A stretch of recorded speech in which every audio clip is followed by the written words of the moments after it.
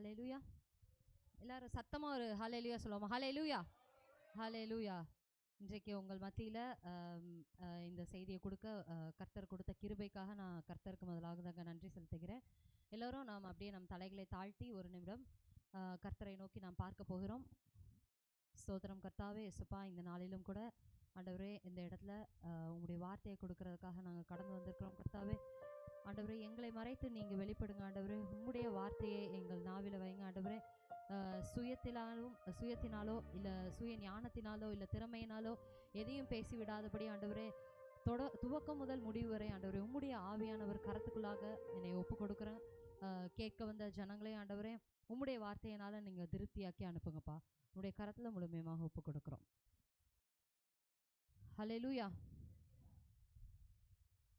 இன்றைக்கு நாம் தியானிக்கும்படியாக நான் எடுத்த வசனம் வந்து எசேக்கியேல் 37வது அதிகாரத்தில் 1 முதல் நாம் அப்படி தொடர்ந்து வாசிச்சுட்டே வருவோம்.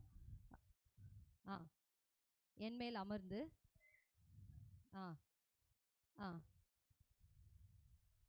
நிறுத்தி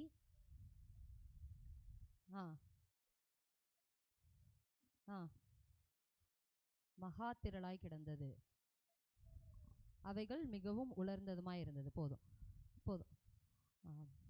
கர்த்தருடைய கை யார் மேலே இந்த இடத்துல யாரை பற்றி யாரை பற்றி எழுதியிருக்குது? இந்த இடத்துல எசேக்கியேல் தீர்க்கதரிசியை பற்றி இந்த இடத்துல குறிப்பிடப்பட்டிருக்கு. கர்த்தருடைய கை எசேக்கியேல் தீர்க்கதரிசியின் மேல் அமர்ந்து அவரை வந்து கர்த்தர் வந்து எப்படி ஆக்குனாராம்? ஆவிக்குள்ளாக்குனாராம். ஸோ நிறைய பேர் இதை சொல்கிறாங்க, இது வந்து ஒரு விஷன், இது எசேக்கியேல் தீர்க்கதரிசி கண்ட ஒரு தரிசனம் அப்படின்னு சொல்கிறாங்க. ஆனால் சில கமெண்ட்ரிஸில் எப்படி சொல்கிறாங்கன்னா, இது வந்து ஒரு டெலிபோர்ட்டேஷன், அதாவது ஒரு இடத்துலேருந்து இன்னொரு இடத்துக்கு கொண்டு போகப்பட்ட ஒரு சூழ்நிலை. நம்ம பிலிப்போட இதில் பார்த்துருப்போம். பிலிப்பு வந்து அந்த ராஜஸ்திரியோட மந்திரிக்கு சுவிசேஷம் சொல்லி முடிச்சுட்டு பிலிப்பு ஆண்டவர் வந்து ஒரு இடத்துலேருந்து இன்னொரு இடத்துக்கு கொண்டு போயிடுவார். ஸோ அந்த டெலிபோர்ட்டேஷனாகவும் இருக்கலாம், இது தரிசனமாகவும் இருக்கலாம், இல்லை டெலிபோர்ட்டேஷனாகவும் இருக்கலாம். ஏன்னா இது தெளிவாக கொடுக்கப்படலை. இது வந்து வெளியே கொண்டு போய் அப்படின்னு இருக்குது. ஆனால் சில இடத்துல எப்படி இருக்குன்னா, அது ஒரு தரிசனமாக அவர் காண்கிற மாதிரியே இந்த இடத்துல காணப்படுகிறது. ஸோ அப்படி ஒரு தரிசனத்தை ஆண்டவர் வந்து அவர் எசேக்கியேல் தீர்க்கதரிசி ஆவிக்குள்ளாக இருக்கும்போது ஒரு தரிசனத்தை ஆண்டவர் காண்பிக்கிறார். அப்போ காண்பித்து அடுத்து அவர் என்ன பண்ணுறாருனா, அந்த பள்ளத்தாக்குக்கு கூட்டிகிட்டு போகிறாரு. பள்ளத்தாக்குக்கு கூட்டிகிட்டு போய் அந்த பள்ளத்தாக்கை சுற்றி ஆண்டவர் என்ன பண்ணார்? நடக்க வைக்கிறார். பள்ளத்தாக்கை சுற்றி நடந்து வந்ததுக்கப்புறம் அவர் வந்து அங்கே என்ன பார்க்குறாரா? மகா திரளாய் எலும்புகள் வந்து செத்து கிடக்கிறத பார்க்குறாரு. அந்த எலும்புகள்லாம் எப்படி இருந்தது? மிகவும் உலர்ந்து போனதாக இருந்தது. ஸோ இந்த எலும்புகள் வந்து யாருடைய எலும்புகள் தெரியுமா? யாரை வேதத்தை வாசிச்ச யாருக்கா தெரியுமா? இஸ்ரவேலர்களுடைய எலும்புகள்.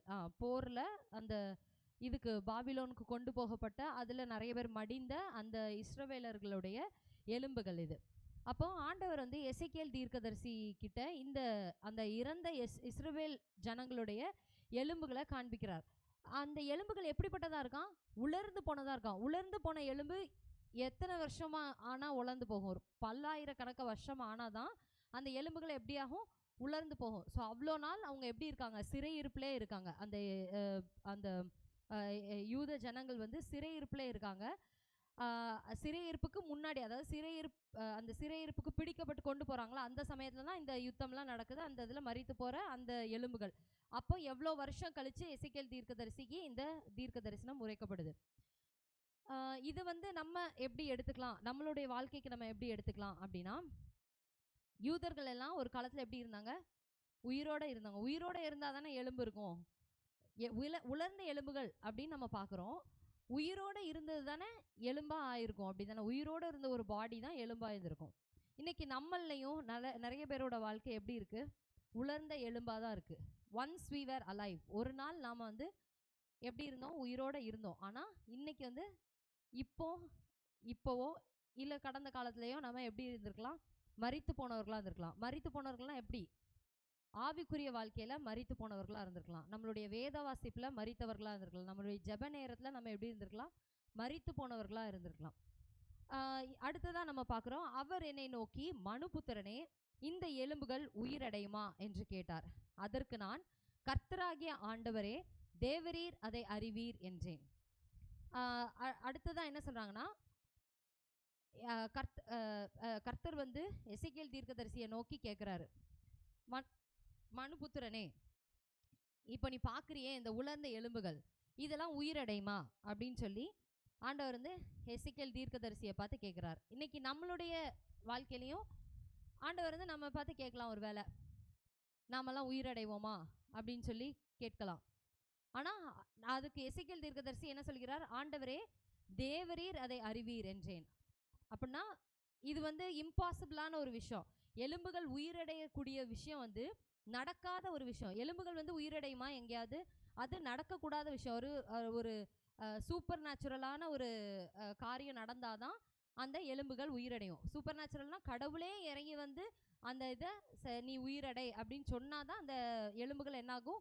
உயிரடையும். அப்படிப்பட்ட ஒரு சூழ்நிலையில எசேக்கியேல் தீர்க்கதரிசியை பார்த்து ஆண்டவர் வந்து கேட்கிறார், இந்த எலும்புகள் உயிரடையுமா அப்படின்னோடனே எசேக்கியேல் தீர்க்கதரிசி கொஞ்சம் கூட யோசிக்காம என்ன பண்றாரு? அவரு, இது உயிரடையும் அப்படின்னு சொல்லி, சாரி, தேவரீர் நீர் அதை அறிவீர் அப்படின்னு சொல்லி சொல்றாரு. அப்போ எசேக்கியேல் தீர்க்கதரிசிக்கு ஒரு திடமான நம்பிக்கை இருந்துச்சு. தேவனுக்கு அது தெரியும், அது உயிரடையுமா உயிரடையாதான்னு எனக்கு தெரியாது, ஏன்னா என் கண்கள் மாம்ச கண்கள். ஆனா தேவனுக்கு அது உயிரடையுமா உயிரடையாதா அப்படின்னு சொல்லி தேவனுக்கு அது தெரியும்.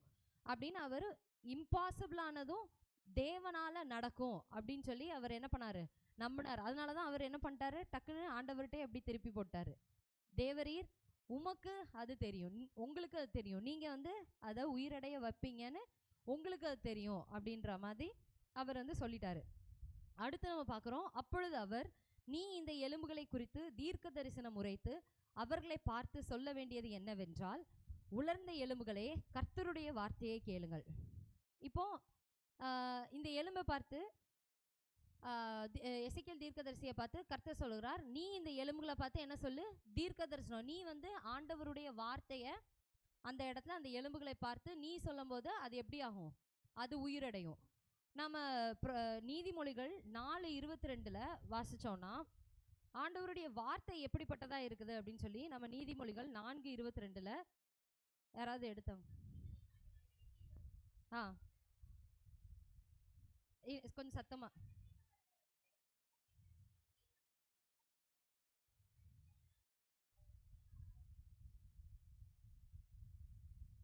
கரெக்ட் தான்.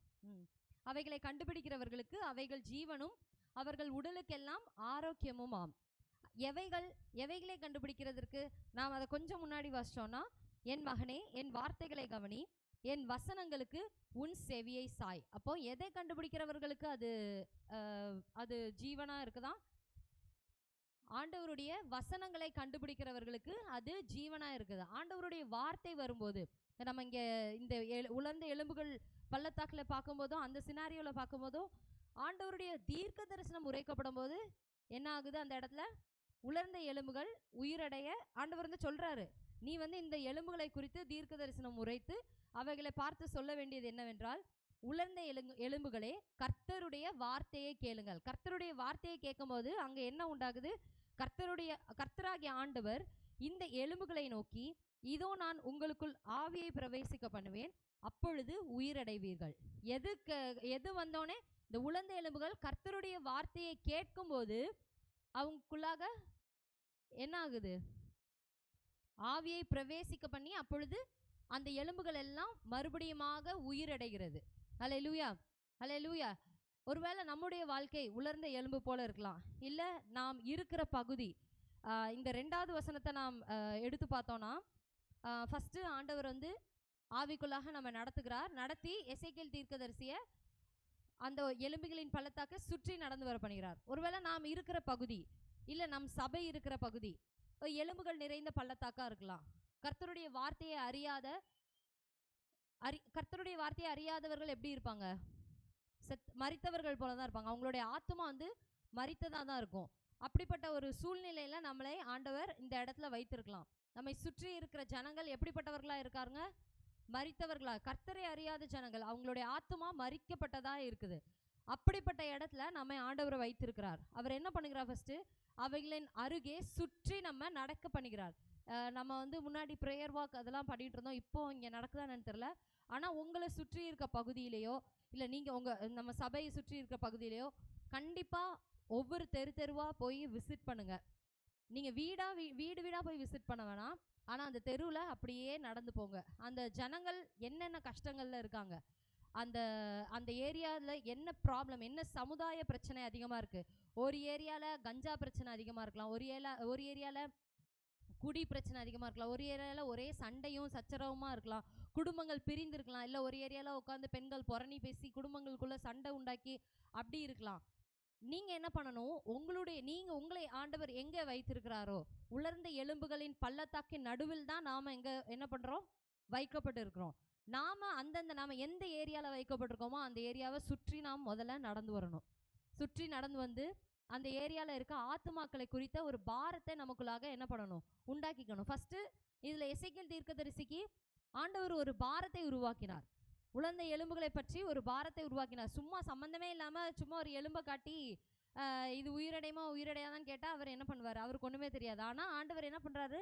அதனால தான் ஃபஸ்ட்டு சுற்றி நடந்து வர பண்ணிக்கிறார். நம்மளும் வீட்டுக்குள்ளே வேலைக்கு போனோம், வந்தோம், வீட்டுக்கு உட்காந்தோம், இப்படியே இருக்கோன்னா நம்மளுக்கும் என்ன ஆகாது? நம்மளை சுற்றி இருக்கிற பகுதி மக்களுடைய பாரம், அவங்க மேலே உள்ள பாரம் நமக்கும் வராது. அதனால் உங்களுக்கு கிடைக்கிற டைமில் சாட்டர்டேயோ சண்டேயோ எப்பயாவது வாக்கிங் போகிறது தான் ரொம்ப நல்லது தானே? அப்படி தானே? இப்போ நிறைய பேருக்கு ஹெல்த் இஷ்யூஸ் வருது. வாக்கிங் போகிற மாதிரியே அப்படியே உங்களை சுற்றி இருக்கிற ஏரியாவில் எல்லாம் அப்படியே சுற்றி வந்து அந்த ஜனங்களை பற்றின பாரத்தை உங்களுக்குள்ளாக உருவாக்கி கொள்ளுங்கள். ஹல்லேலூயா! எத்தனை பேர் அதை செய்வோம்? ஹல்லேலூயா! அதை சத்தமாக சொல்லுங்களேன். ஹல்லேலூயா! அப்போ தான் அந்த பாரம் நமக்குள்ளாக வரும்போது நாம் அந்த பாரத்தோடு கூட கர்த்தருடைய வார்த்தையை அங்கே பிரசங்கிக்கும் போது, அந்த பாரத்தோடு கூட ஜெபத்தோடு கூட கர்த்தருடைய வார்த்தையை அங்கே பிரசங்கிக்கும் போது அங்கே என்ன ஆகுது? உலர்ந்த எலும்புகள் உயிரடைகிறது. ஹல்லேலூயா! ஹல்லேலூயா! அவர் நம்ம இந்த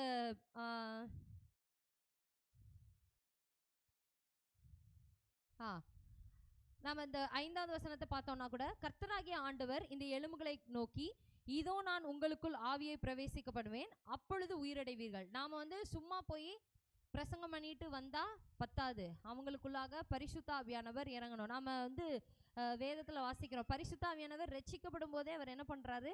பரிசுத்த ஆவியானவர்னால முத்திரை போடப்படுகிறாங்க. ஒரு மனிதன் ரட்சிக்கப்பட்ட உடனே அவன் வந்து எப்படி பரிசுத்த ஆவியினால முத்திரை போடப்படுகிறான். அப்போ நாம் ஒருத்தவங்களுக்கு சுவிசேஷம் சொல்லும்போது பரிசுத்த ஆவியானவரை பற்றியும் அதிகமாக சொல்லணும். ஹல்லேலூயா! ஹல்லேலூயா! அந்த ஆவி அவங்களை என்ன பண்ணுமா? மறுபடியுமாக உயிரடை செய்யும். நம்ம முதல்ல அதுக்கு ஆவியினால் நிறைந்தவர்களாக இருக்கணும். நம்மளுடைய வாழ்க்கையில் காணப்படுகிற உலர்ந்த எலும்புகள் எப்படி இருக்கணும்? அது உயிரடையணும். ஹல்லேலூயா! நம்மளுடைய ஜெப நேரம் அதிகமாகணும், நம்மளுடைய வேத வாசிப்பு நேரம் அதிகமாகணும். நாம் ஆவியில் அனல் உள்ளவர்களாய் காணப்படும் போது நாம் போய் உலர்ந்த எலும்புகளாய் இருக்கிற நம்மளுடைய சமுதாயத்தில் இருக்கிற அந்த ஜனங்களுக்கு சுவிசேஷம் சொல்லும்போது அவர்களை உயிரோடு எழுப்ப கர்த்தர் வல்லவராய் இருக்கிறார். ஹல்லேலூயா!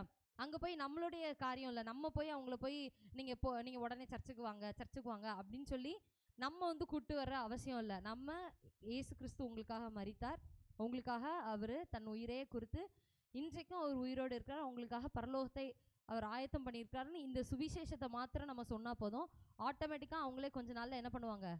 சபைக்குள்ளாக சேர்க்கப்படுவார்கள். ஹல்லேலூயா!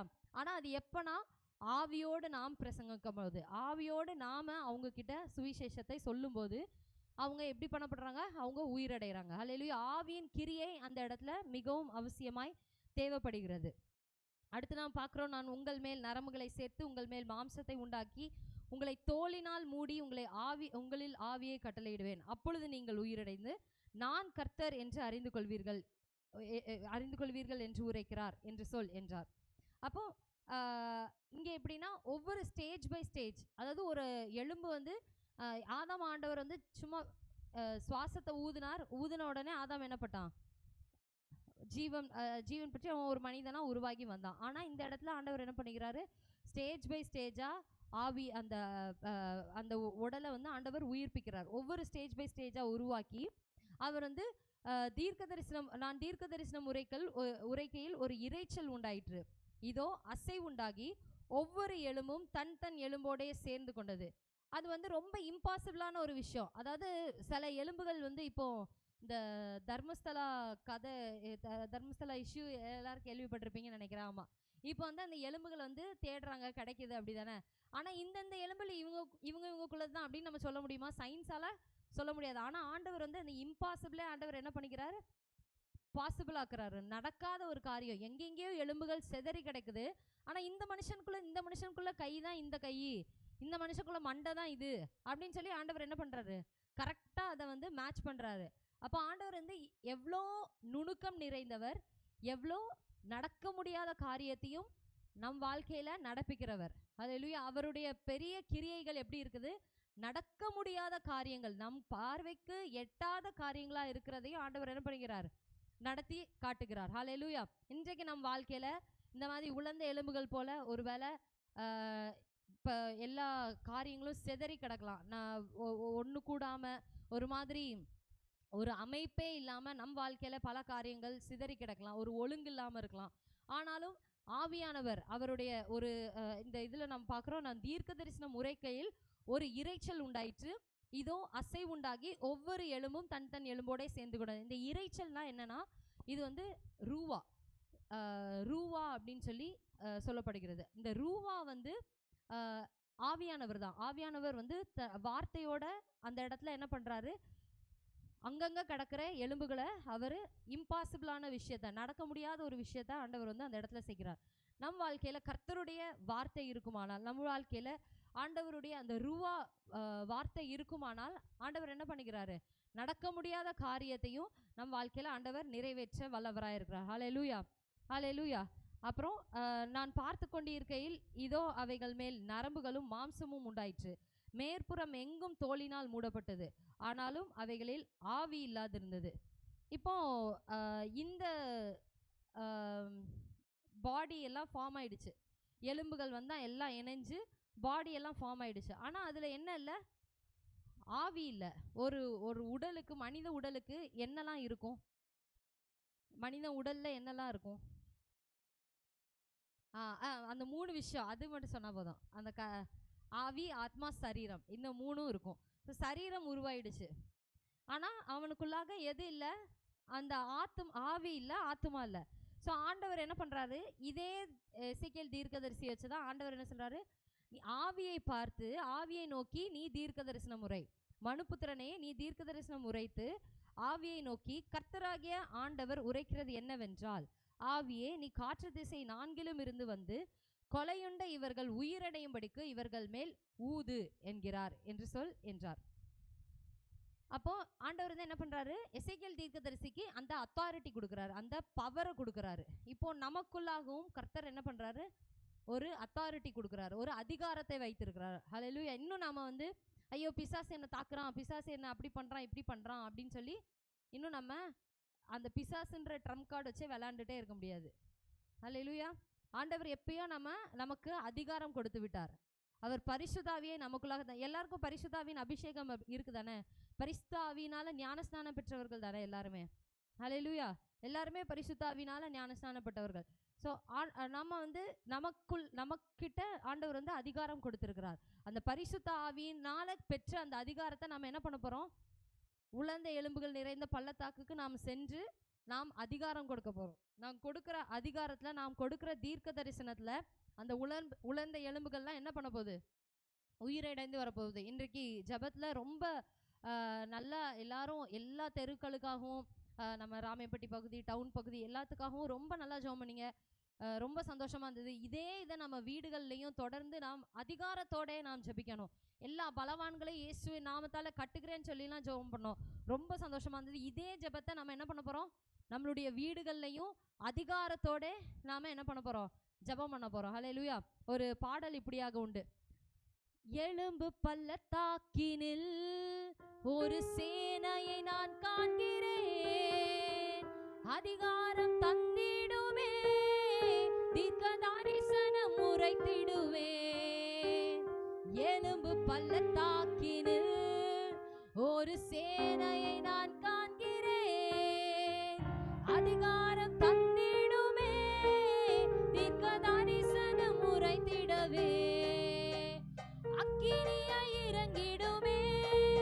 அக்கினி நாவாக பகர்ந்திடுமே, பெரும் காற்றாக வீசிடுமே, ஜீவநதியாக பாய்ந்திடுமே. அக்கினியாய் இறங்கிடுமே, அக்கினி நாவாக பகர்ந்திடுமே, பெரும் காற்றாக வீசிடுமே, ஜீவநதியாக பாய்ந்திடுமே. எலும்பு பள்ளத்தாக்கினில் ஒரு சேனையை நான் காண்கிறேன். அதிகாரம் தந்திடுவே, தீர்க்க தரிசனம் உரைத்திடவே. எல்லாரும் சேர்ந்து கேட்போம். எலும்பு பள்ளத்தாக்கினில்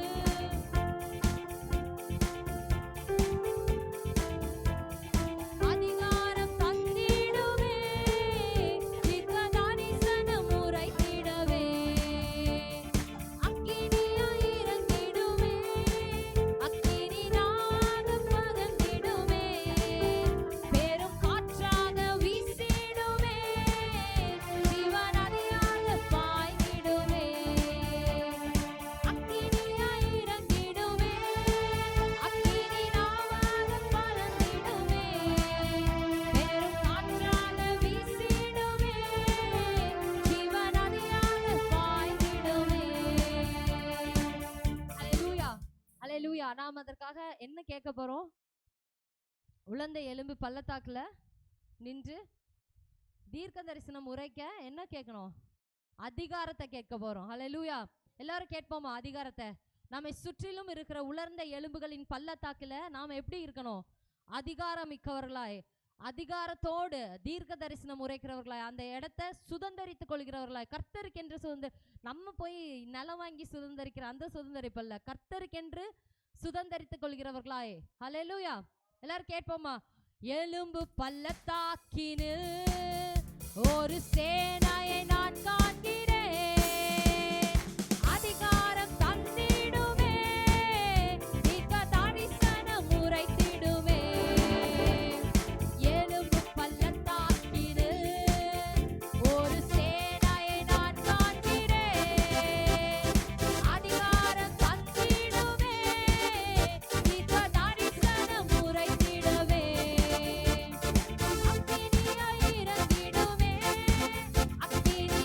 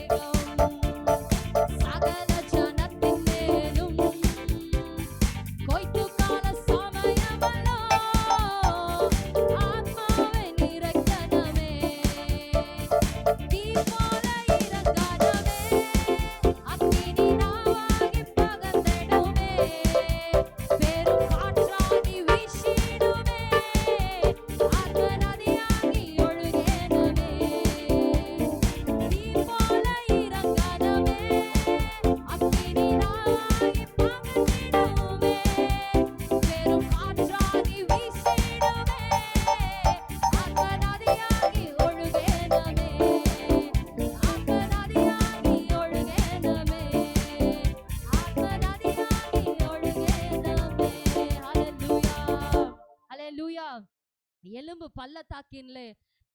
பள்ளத்தாக்கின் நடுவில் ஆண்டவர் என்ன பண்ணுகிறார்? நம்மை கொண்டு போய் நிறுத்தி ஒரு சேனையை உருவாக்க நாம் அங்க போய் என்ன பண்ண போறோம்?